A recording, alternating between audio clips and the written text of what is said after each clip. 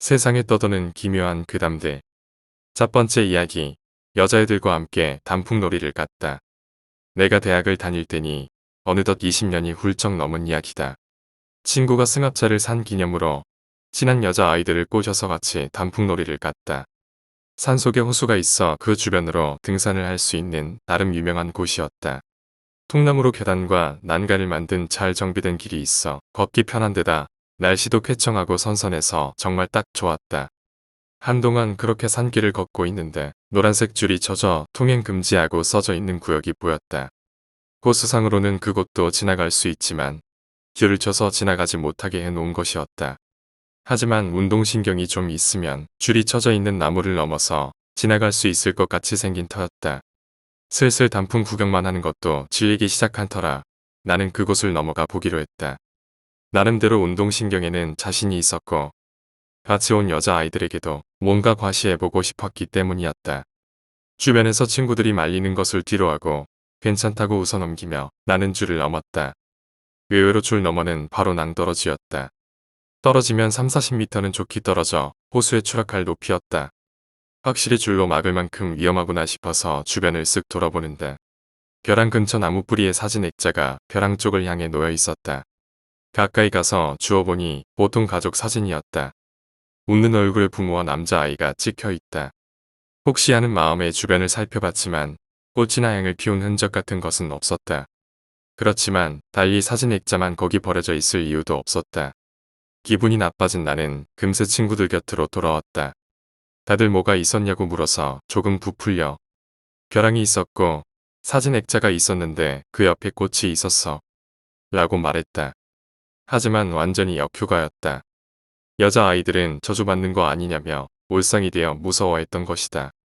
당황한 나는 그냥 별거 없었다고 얼버무린 다음 나머지 코스를 걷고 차로 돌아왔다. 그런데 가장 먼저 차에 올라탄 여자아이가 절규했다. 무슨 일인가 싶어 차 안을 보니 뒷좌석에 사진 액자가 놓여 있었다. 아까 벼랑에서 봤던 그 액자였다. 순간 등골이 오싹했다. 곧 그것을 본 다른 여자아이들도 비명을 질러 차 안은 아비규환이 되었다. 남자 녀석들도 망연자실한 채 겁에 질려 있을 뿐이었다. 그 와중에 일단 뭐라도 해야겠다는 생각이 들었던지 차 주인이었던 친구가 야, 미안하다. 이거 우리 친척 사진인데 여기 있었네. 라고 말하며 사진을 집어 뒤로 던져버렸다. 결국 그걸로 겨우 그 자리는 진정이 되었고 다들 집으로 돌아갔다. 다음날 그 녀석과 다시 만났지만 전날 있었던 일에 관해서는 전혀 말이 없었다. 액자가 신경 쓰였기에 어떻게 되었는지 물었지만 트렁크는커녕 차 안 어디서도 발견되지 않았다고 한다. 다만 그날 그 녀석이 일회용 카메라로 마구 찍었던 사진 중 한 장도 우리에게 보여주지 않았던 것을 생각하면 그 녀석은 뭔가 더 무서운 것을 본 것인지도 모른다. 두 번째 이야기, 손바닥. 지금은 세상을 떠난 우리 삼촌에 관한 이야기다. 독신이었던 삼촌은 누나의 아들이었던 나를 친자식처럼 귀여워해 주셨다.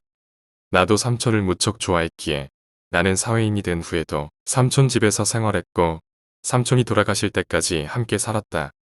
그런데 삼촌에게는 한 가지 이상한 점이 있었다. 삼촌은 아이들의 손바닥을 무척 무서워했던 것이다. 이상한 소리처럼 들릴지도 모르겠지만 어릴 적에 내가 양손을 쫙 펴고 손을 들면 금세 전속력으로 달려 도망칠 정도였다. 어릴 때 나는 그게 너무 재미있어서 자주 손을 삼촌에게 내밀고 삼촌을 따라 달려가곤 했다. 하지만 짓궂게 손을 내밀고 달리던 내가 까딱 잘못해 넘어지기라도 하면 삼촌은 숨을 헐떡이면서도 애써 미소를 지으며 내 머리를 쓰다듬으며 달래주시곤 했다. 그런 마음씨 따뜻한 분이셨다. 사회인이 되고 몇 해 지났을 무렵 나는 삼촌과 함께 술 한잔 기울이며 TV를 보고 있었다. 그날은 드물게 우리 둘 다 과음을 해서 잔뜩 신을 내며 이야기를 했다. 그러다 보니 어릴 적 이야기까지 꺼내게 되었다. 삼촌은 어느 해 설날 때 이야기를 꺼내며 당시 종종 TV에서 나오곤 하던 강시 영화를 본 내가 잔뜩 겁에 질려 밤에 화장실도 못 가고 혼자 울고 있었다는 이야기를 즐겁게 꺼내놓았다. 삼촌 등에 꼭 매달려 숨은 채 조심조심 화장실로 가던 내가 귀여워서 어쩔 줄 못하면서 삼촌은 새빨갛게 달아오른 얼굴로 크게 웃었다. 어릴 적 부끄러운 이야기에 조금 화가 난 나는 삼촌을 놀릴 겸 어린 시절 내 손바닥을 무서워하던 삼촌의 이야기를 꺼냈다. 한동안 나는 삼촌이 얼마나 한심한 꼴로 내 손바닥을 무서워하며 도망쳐 다녔는지 심술궂게 떠들고 있었다. 하지만 문득 삼촌의 얼굴을 보자 깜짝 놀랄 만큼 정색을 하고 있다는 것을 알아차렸다. 처음에는 삼촌이 화가 났나 싶어 당황해 사과부터 했다. 하지만 그게 아니라 삼촌이 평소에 말하지 못했던 말하기 힘든 이야기를 하고 싶어 한다는 것이 느껴졌다. 그래서 나는 조용히 입을 다물고 삼촌이 이야기하기만을 기다렸다. 하지만 삼촌은 좀채 입을 열지 않는다. 기다리다 못한 내가 뭐라 한마디 하려는 순간 삼촌은 느릿느릿 이야기를 시작했다. 젊은 시절 삼촌은 트럭 운전사의 조수로 일한 적이 있다고 한다. 트럭 운전사의 조수라고는 해도 삼촌은 아직 면허도 못 따고 학원에 다닐 무렵이었다고 한다. 그래서 회사와 계약한 운전사 옆에 앉아 길도 익히고 운전도 배우면서 짐이나 나르는 것이 다였다. 젊은 시절이었기에 짐을 나르는 것은 별 문제가 아니었지만 목적지까지 향하는 길 중간에는 딱히 할 일도 없어 삼촌은 그저 창밖 경치만 바라보곤 했다고 한다. 그러던 어느 날 드물게 꽤 먼 곳까지 가게 되었다. 운전사랑 이야기할 거리도 다 떨어진 삼촌은 평소처럼 고속도로의 풍경을 바라보고 있었다. 그 지방은 며칠 전 눈이 내렸던 듯 고속도로길 여기저기나 벼랑 가장자리에는 희미하게 반쯤 녹은 눈이 남아 있었다. 잠시 경치를 바라보고 있는데 문득 삼촌은 옆에 달리는 차 안에 작은 여자아이가 타고 있다는 것을 알아차렸다. 멍하니 그 여자아이를 바라보고 있는 사이 여자아이도 삼촌을 바라본 것인지 처음에는 부끄러워하다가 차차 웃는 얼굴로 삼촌을 바라봤다고 한다. 삼촌도 미소를 지어주며 가족끼리 여행이라도 왔나 보다 싶어서 부러운 마음에 계속 여자아이를 보았다고 한다. 그러자 아이는 신이 난 듯 웃으며 유리창에 딱 달라붙어 삼촌을 향해 그 작은 손을 열심히 흔들었다. 기분이 좋아진 삼촌도 손을 흔들어 주려는 순간이었다. 큰일 났다. 운전을 하고 있던 트럭기사가 갑자기 소리를 지르더니 급브레이크를 밟았다. 삼촌도 깜짝 놀라 앞을 보니 눈 때문에 타이어가 미끄러지며 가로질러 내려오고 있는 대형 트럭이 보였다. 삼촌네 트럭도 갑작스럽게 브레이크를 밟은 탓인지 천천히 차체가 옆으로 기울고 있었다. 서서히 앞 유리창에 다가오는 아스팔트를 보며 삼촌은 트럭이 옆으로 쓰러지고 있다는 것을 알아차렸다. 안전벨트를 꽉 붙잡고 충격에 대비하는 삼촌의 눈앞에는 똑같이 미끄러져 옆으로 기울고 있는 여자아이의 차가 보였다. 여자아이는 옆으로 떨어지는 차 유리창에 딱 눌러붙어 있었다. 사랑스러운 얼굴이 유리창에 꽉 눌러붙어 완전히 찌그러져 있다. 이윽고 옆으로 기울다 못해 차는 아스팔트에 내던져지듯 굴러떨어진다. 빙글 돌면서 여자아이가 붙어있는 유리창 쪽이 바닥에 떨어질 때마다 얼굴이 찢어지고 부서져 피가 흩날린다. 삼촌의 눈에는 그 모든 광경이 고속 카메라로 찍은 것처럼 천천히 비추고 있었다고 한다. 그 후 결국 삼촌이 탄 트럭도 그대로 전복했고 삼촌은 그 충격 때문에 정신을 잃었다. 눈을 떴을 때 삼촌은 병원 침대 위에 있었다고 한다. 병문안을 왔던 상사의 말에 따르면 그 여자아이는 교통사고 충격 때문에 시신마저 제대로 수습할 수 없었다고 한다. 그 후 삼촌은 회사를 그만두고 다른 회사로 이직했다. 그리고 결혼한 뒤 아이를 얻게 되었을 때 그 아이가 여자아이일 수도 있다는 생각만 해도 공포감에 시달리게 되어 결국 평생 독신으로 살았다는 것이다. 그 이후로 삼촌은 아이의 손바닥을 보면 그때 그 광경이 되살아나 두려움을 참을 수가 없게 되었다고 한다. 피투성이가 되어서 새빨갛게 물든 채 차가 회전할 때마다 아이가 무너져 가는데 그 작은 손바닥만 하얗더라. 그렇게 말하고 얼음이 녹아 옅어진 소주를 단숨에 들이킨 후 빈손으로 마구 머리를 긁던 삼촌의 모습이 아직도 내 기억 속에 남아있다. 세 번째 이야기, 자수. 내 친척 중에 교도관으로 일했던 사람이 있다. 교도소 내부에서 재소자들의 심리상담이나 사회복귀를 위한 상담 같은 것을 담당하고 있었다고 한다. 그렇기 때문에 친척은 시간이 날 때마다 재소자들과 자주 이야기를 나눴다고 한다. 주로 그들이 지은 죄, 그에 대한 반성, 그리고 자수한 사람의 경우에는 자수하게 된 경위 등에 관한 이야기였다. 그중 A라는 사람에게 들은 이야기가 너무나도 섬뜩해서 아직까지도 잊혀지지 않는다며 내게 들려준 이야기가 바로 이것이다. A는 원래 평범한 샐러리맨이었다. 하지만 현재 살인죄로 복역 중이다. 그가 죽인 것은 그의 아내였다. 살해 후 사체의 처리를 고민하던 A는 집 냉장고에 아내의 사체를 토막내 보관했다. 회사에서 돌아오면 냉장고에서 토막난 사체를 조금씩 꺼내 살을 잘게 다지고 뼈는 믹서로 갈아 가루를 낸 뒤 화장실에서 흘려보냈다고 한다. 그것을 며칠 동안 반복하자 사체의 대부분을 없앨 수 있었다. 결국 머리만 남았다. 아무리 그래도 얼굴을 갈아버릴 각오가 안 서서 며칠 동안 머리만 냉장고 안에 그대로 넣어두었다는 것이다. 그러던 어느 날 A는 꿈을 꾸었다. 죽은 부인이 테이블 위에 고개를 숙이고 앉아 있다. 고개를 깊숙이 숙이고 있어서 표정은 전혀 보이지 않는다. 하지만 테이블을 잡고 있는 손이 부들부들 좌우로 떨리고 있다. 점차 그 흔들림은 격해져서 손톱이 그리고 손가락이 테이블 주위에 흩어져 날아가기 시작한다. 순식간에 팔꿈치까지 날아가 사라진 팔에서는 새빨간 피가 부러지고 뼈가 덜그럭대며 테이블을 두드린다. 거기서 잠에 깨어난 A는 한동안 땀에 흠뻑 젖은 채 충격에 사로잡혀 움직이지도 못했다고 한다. 겨우 안정을 되찾고 거실로 향한다. 그런데 냉장고가 조금 열려있고 그 사이로 문만 남은 아내가 자신을 바라보고 있었다. 깜짝 놀란 A는 냉장고를 닫고 문을 청테이프로 막았다. 이때까지는 겁에 질려 있을지언정 아직 자수까지는 생각하지 않았다고 한다. 그날 냉장고에 넣어 둔 머리를 처리하기가 껄끄러웠던 A는 결국 새 냉장고를 사기로 했다. 1인용 소형 냉장고라 따로 배달을 부탁하지 않고 직접 가지고 돌아왔기에 다른 사람의 눈에 청테이프로 감은 냉장고가 들킬 일은 없었다. 그리고 A는 그날도 꿈을 꿨다. 어제와 똑같이 테이블 위에 아내가 앉아 있다. 다른 점이 있다면 어제 끝났던 시점에서 꿈이 이어지고 있다는 것뿐. 테이블 위에 있는 아내의 팔에서는 새빨간 피가 방울져 떨어진다. 이번에는 다리로 바닥을 차고 있다. 그 움직임이 점점 격렬해짐에 따라 바닥을 차는 소리도 쾅쾅 쾅쾅쾅하고 점점 커져간다. 점차 바닥에 피가 고이기 시작하고 다리에 살점이 날아간다. 테이블 위에 있는 팔이 마구 흔들리며 피를 사방에 흩날리고 있다. A의 뺨에도 살점과 피가 날아오지만 손가락 하나 움직이지 못하고 그의 광경을 바라만 보고 있을 뿐이다. 머릿속에서는 빨리 깨어나야 한다는 생각뿐이지만 꿈은 좀 채 끝나지 않는다. 방 한가득 흩날린 피가 기분 나쁘게 빛난다고 생각한 순간 갑자기 아내는 움직임을 멈춘다. 그리고 서서히 숙이고 있던 고개를 들어 올린다. 축 늘어져 있던 앞머리가 뺨에 달라붙는다. 머리카락 틈새로 치켜뜬 눈이 A를 향한다. 그리고 얼굴을 완전히 들었다. 으아, 네, 몸을 돌려줘. 절규가 울려 퍼졌다. 그 소리를 듣고서야 A는 간신히 눈을 뜰 수 있었다. 이번에도 온 몸은 땀투성이었다. 그리고 이번에야말로 머리를 처리하겠다는 각오를 다졌다. A는 침대에서 뛰쳐나와 냉장고로 향했다. 그리고 그 각오는 순식간에 사라졌다. 그토록 단단하게 붙여놨던 청테이프가 모두 끊어져 있고 부인의 머리는 냉장고에서 굴러떨어져 바닥에 나뒹굴고 있었다. 그 시선은 A를 향해 고정되어 있었다는 것이다. 그 시선에서 결코 도망칠 수 없다고 생각한 A는 그 길로 자수를 택했다고 한다. 살해당한 사람의 원한은 언제까지고 남아있는 모양이야. 이야기 말미에 친척이 덧붙인 한마디가 아직도 기억에 남아있다. 네 번째 이야기, 생매장. 이 이야기는 옛날 친구였던 양아치 녀석한테 들은 이야기다.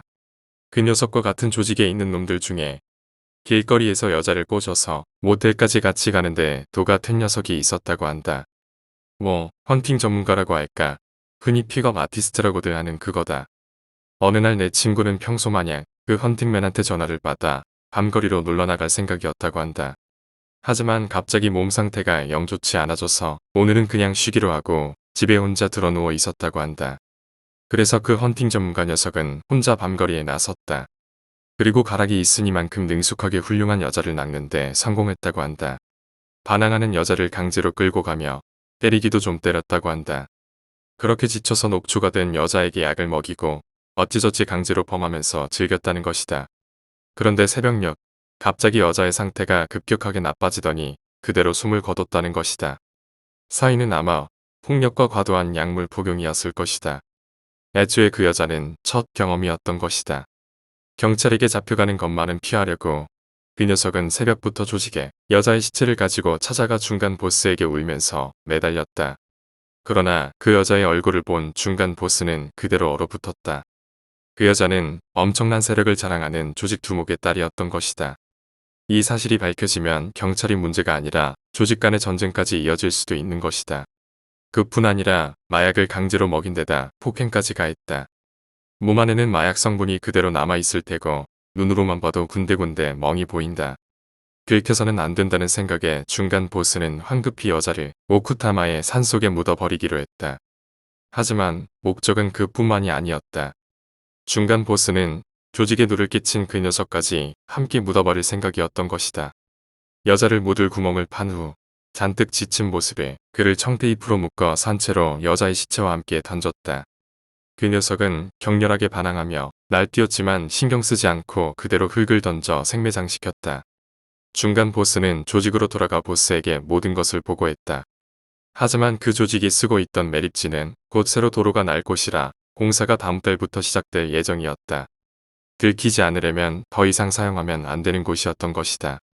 중간 보스는 놀라서 황급히 산으로 돌아가 시체를 다른 곳으로 옮기기로 했다. 조직원 몇 명을 데리고 현장에 도착해서 아까 막 묻었던 부드러운 흙을 파내자 조금씩 남자와 여자가 얼싸안고 있는 시체가 모습을 나타낸다. 이미 남자도 숨을 거둔 듯 했다. 하지만 무언가 이상하다. 아까 묻을 때는 분명 여자의 시체를 먼저 던진 후 그 위에 남자를 산 채로 던졌었다. 그런데 파내고 보니 둘이 옆에 나란히 누워 꽉 끌어안고 있는 형태가 되어 있는 것이었다. 그뿐 아니라 기묘하게도 분명히 시체였던 여자의 양손이 남자의 목에 휘감겨 있고 검붉은 손가락 자국이 남자의 목에 선명히 나 있었다고 한다. 중간 보스는 시체를 꺼내 따로 묻어버리려고 했지만 무슨 수를 써도 여자의 두 손이 남자의 목에서 떨어지지를 않아 결국 그 자리에서 불을 질러 처리했다고 한다. 과연 그 남자의 사인은 무엇이었을까? 5번째 이야기, 경찰관. 옛날 목격했던 투신 자살에 관한 이야기다. 이제는 세월도 한참 흘렀지만 직접 내 눈으로 보았고 아직도 선명히 남아 잊혀지지 않는 기억이다. 연말, 어느 현이 연락선 선착장에서 배를 기다리고 있었다. 추운 겨울바람 속에서 벤치에 앉아 바다를 멍하니 보고 있는데 문득 주차장에서 이상하게 움직이는 경차가 보였다. 주차구역에 차를 댔다가 바로 빠져나오기도 하고 주차장 안을 계속 빙빙 돌기도 한다. 뭐하는 건가 싶어 계속 지켜보고 있자 내 옆까지 차가 오더니 멈춰선다. 안에서 깡마른 중년 여자가 나왔다. 곧 이웃딸인 듯한 초등학교 저학년쯤 되는 여자아여, 그보다는 약간 나이가 있어 보이는 여자아이가 따라 내린다. 중년 여자는 딸들에게 자판기에서 주스를 뽑아준다. 자판기를 찾고 있었나 싶어 나는 곧 흥미를 잃고 바다나 바라보고 있었다. 잠시 뒤 경찰차가 주차장에 들어섰다. 선착장 건물 옆에 차가 멈추더니 안에서 늙은 경찰관과 20대 초반으로 보이는 젊은 경찰관이 내린다. 꽤 한가로워 보이는 것이 아무래도 사건 같은 게 생겨서 온 것은 아닌 듯 천천히 건물 안으로 들어간다. 아마 연말이니까 순찰이라도 한 바퀴 돌면서 시간을 보내는 것이리라. 슬슬 배가 올 시간도 가까운 것 같아 나도 건물 안으로 들어가려던 참이었다. 주차장에서 타이어 마찰음이 들렸다. 뒤를 돌아보니 아까 봤던 그 경차가 갑자기 속도를 내서 달려오고 있었다. 마치 슬로우 비디오를 보는 것 같이 경차가 천천히 절벽에서 떨어진다. 그리고 차의 앞부분부터 바닷속으로 사라져간다. 나는 한동안 멍하니 그것을 바라만 보고 있었다. 하지만 누군가가 외친 차가 바다에 떨어졌다는 외침에 순간 정신을 차렸다. 주변에 있던 사람들이 차가 떨어진 절벽으로 달려온다. 경차는 뒷부분만 수면에 내민 채 아슬아슬하게 떠 있었다.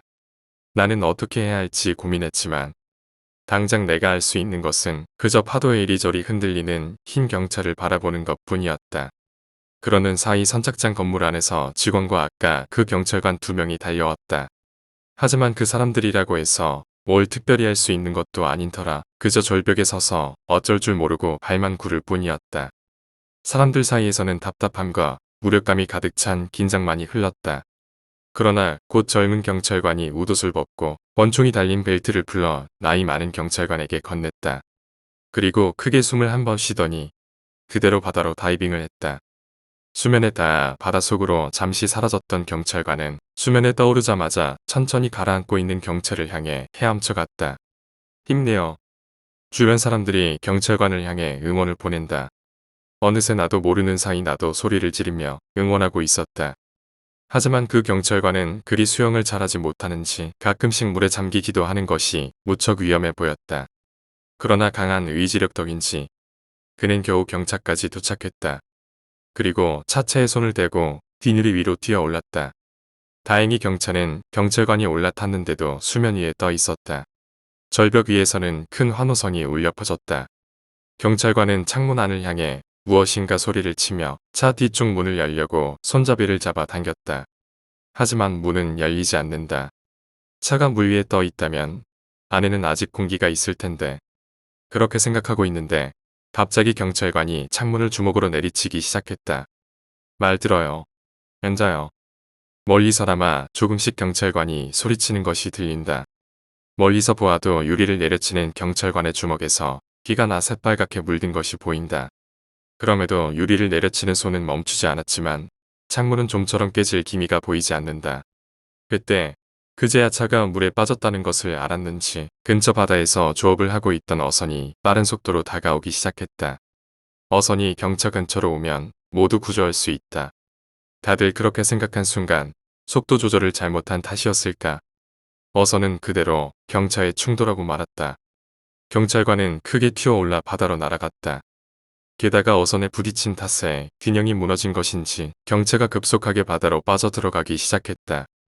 결국 절벽에서 지켜보던 수많은 사람들을 뒤로하고 눈 깜짝할 사이 경차는 파도 속으로 사라져 버렸다. 차에서 밖으로 나온 사람은 없었다. 잠시 뒤 어선에 의해 구조된 경찰관이 선착장으로 왔다. 혼자 걷기도 힘들 정도로 지친 젊은 경찰관에게 모두가 박수를 보냈다. 나도 손이 아플 정도로 박수를 쳤다. 비록 구조할 수는 없었지만 당신은 충분히 노력했다고 말해주고 싶었다. 하지만 경찰관은 땅에 엎드리더니 큰 소리로 울기 시작했다. 그리고 말했다. 차 안에서 어머니가 아이들을 놓아주지 않았어요. 아이가 울면서 손을 내밀었는데 내가 할 수 있는 게 없었어요. 경찰관의 눈물 앞에서 누구도 뭐라 말 한마디 할 수 없었다. 여자는 남편이 바람을 피우자 인생을 비관한 나머지 딸들과 함께 투신 자살을 택했다고 한다. 지금도 그때 잠깐 보았던 아이들의 모습과 너무나도 슬프게 울던 경찰관을 잊을 수가 없다. 6번째 이야기, 프린트물. 얼마 전 오랜만에 만난 20년지기 친구에게 들은 이야기다. 내 친구 A는 여고에서 영어교사로 일했었다. A는 언제나 학생들에게 나눠줄 프린트물을 학교에 있는 복사기로 복사했다고 한다. 하지만 1학년 담당 교사인 A가 맡은 반만 해도 4개씩이나 트다 보니 그 학생들 것을 모두 뽑고 나면 어마어마한 양이 되어 버린다. 한 번에 4개 반 학생들 프린트물을 모두 뽑으면 시간도 걸릴 뿐더러 종이도 모자라서 A는 각 반의 인원만큼만 수업 전에 따로 뽑아서 가져갔다고 한다. 그런데 어째서인지 딱 한 반만 프린트물의 수가 맞지 않는 반이 있다는 것이다. 32명이 있는 반이라 32장을 뽑았었는데 어째서인지 언제나 33장이 뽑혀 나온다는 것이었다. 처음에는 A도 그냥 복사를 잘못했겠지 싶어서 신경 쓰지 않았지만 매번 같은 일이 반복되다 보니 뭔가 이상하다는 생각이 들었다. 그것도 다른 반은 멀쩡한데 그 반만 계속 틀리는 것이다. A는 교실 맨 앞줄에 앉은 아이들에게 뒤로 돌리라며 프린트물을 나눠준다. 그러면 꼭 맨 뒤에서 선생님, 한 장 남아요. 라면서 한 장이 돌아온다는 것이다. 매번 그러니까 학생들도 이상하게 생각했는지 선생님, 왜 맨날 한 장씩 남아요? 라고 물었다고 한다. A도 당황해서 이건 선생님 거라고 대충 얼버무렸다고 하지만 애초에 그럴 생각으로 인쇄한 게 아니라는 것은 본인이 가장 잘 알고 있었다. 자기가 볼 것은 원본이니만큼 나눠줄 때 포함시키지 않고 손에 들고 있던 것이다. 드디어 뭔가 이상하다는 생각을 하게 된 A는 자신이 뭔가 착각하고 있는 것은 아닌가 싶어 복사기 앞에서 직접 숫자를 세며 복사하기로 했다고 한다. 원본을 원고대에 올리고 매수의 30일을 입력한다. 한 장, 2장, 프린트물은 계속 나온다. A는 한눈 팔지 않고 그것을 계속 세고 있었다고 한다. 그리고 마침내 32장째 프린트물이 나오고 복사기는 인쇄를 멈췄다. 원본까지 꺼내서 다시 세어보았지만 역시 원본과 복사본을 합쳐 33장이 틀림없다. 하지만 그렇게까지 신경 써서 센 프린트물을 그대로 가지고 가서 나눠주는데 이번에도 한 장이 남는 것이다. A는 이때 처음으로 소름이 끼쳤다고 한다. 당황해서 학생 수까지 세어봤지만 결석한 학생도 없고 32명이 모두 다 있다. 프린트물이 남을 리가 없는 것이다. 하지만 분명히 한 장 프린트물이 남았다. A는 망연자실해져서 학생들에게 여기 총 32명 맞지? 라고 물었다. 그러자 아이들은 킥킥 웃으며 선생님, 꿈이라도 꾸는 거예요? 라며 야유를 보냈다. 그렇지만 그 후 정말 32명이지? 33명 아니지? 라고 묻는 A의 얼굴이 너무나도 진지했던 것일까. 선생님, 왜 그래요? 라던가 장난치지 마요 라며 아이들도 덩달아 겁에 질리고 말았다. 이래서는 안 되겠다는 생각에 A는 마음을 다잡고 그냥 자신의 착각이니 신경 쓰지 말라고 아이들을 진정시키려고 했다. 그런데 바로 그때였다. 한 녀석이 엄청난 목소리로 어떻게 안 거야? 어떻게 알았지? 라고 절규한 것이었다. 그 소리를 듣자 A는 두려움 때문인지 정신이 몽롱해졌고 정신을 차렸을 때는 교장실 소파에 누워 있었다고 한다. 그리고 그 이후 A는 학교를 그만두고 고향으로 내려와 지금은 집에서 시간을 보내고 있다. 사실 처음 A가 고향으로 돌아왔을 때 왜 교사를 그만뒀는지 물어봤지만 A는 제대로 대답해주지 않았었다. 그간 계속 제대로 된 대답을 들을 수가 없었지만 지난번에 같이 술을 마시다가 취기 때문인지 이 이야기를 해준 것이다.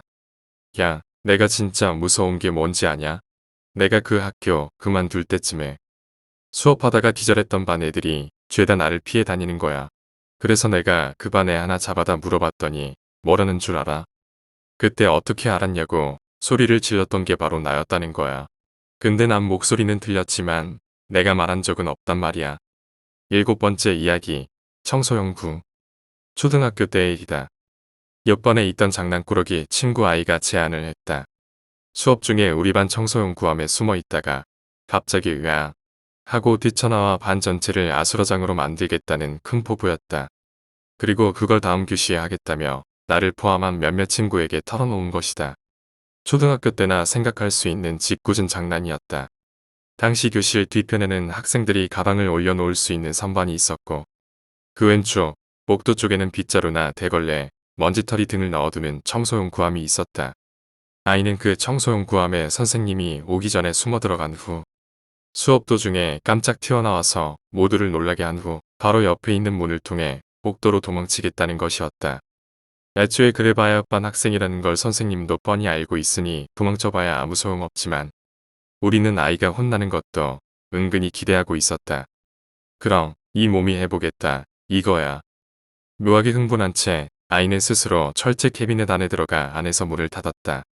물론 중간에 튀어나와야 하니까 문은 잠그지 않았다. 잠시 뒤 선생님이 나타났고 평소처럼 수업이 진행되었다. 이쯤 되면 처음에 몇 사람한테만 말했다고 하더라도 반 전체에 소문이 다 퍼지고도 남는다.